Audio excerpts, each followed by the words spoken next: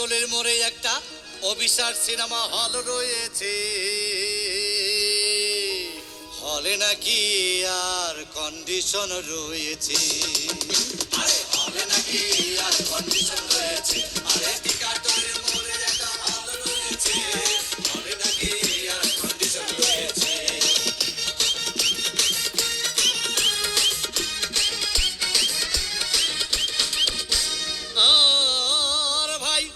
একদিন গেলাম সিনেমা দেখতে, আর রিক্সা থেকে নেমে দেখে হলে একটি সুন্দরী মেয়ে দাঁড়িয়ে আছে।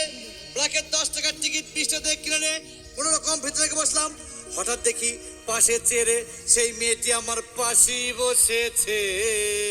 আরে হলে নাকি আর কন্ডিশন রয়েছে, আরে টোলের মোড়ে একটা হল রয়েছে, হলে নাকি আর কন্ডিশন রয়েছে।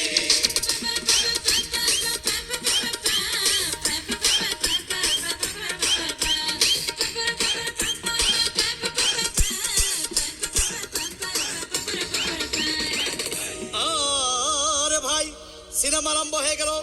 রাজ্জাক সাবানা যখন প্রেমে হাবুডুবু খাচ্ছিল, তখন আমার বুকের ভিতর ধূপধাপ শুরু হয়ে গেল। হাই, আমি যদি প্রেম করতে পারতাম। তখন দেখি পাশে সিটে বসা সেই মেয়েটি আমাকে চিমটি মেরেছে। আরে হলে নাকি আর কন্ডিশন রয়েছে, আরে টোলের মোড়ে একটা হল রয়েছে, হলে নাকি আর কন্ডিশন রয়েছে।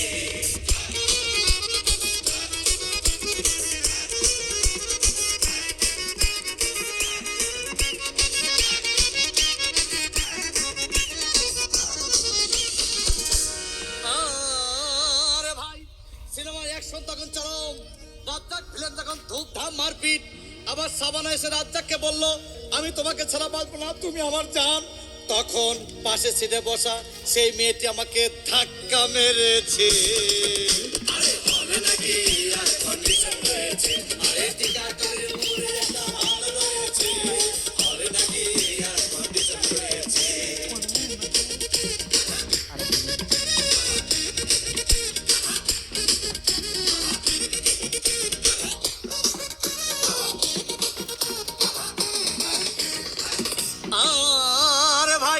সিনেমা শেষ হয়ে গেল।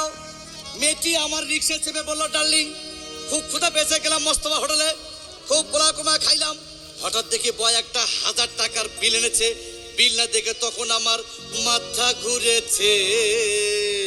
আরে হলে নাকি আর কন্ডিশন রয়েছে, আরে টোলের মোড়ে একটা হল রয়েছে, হলে নাকি আর কন্ডিশন রয়েছে।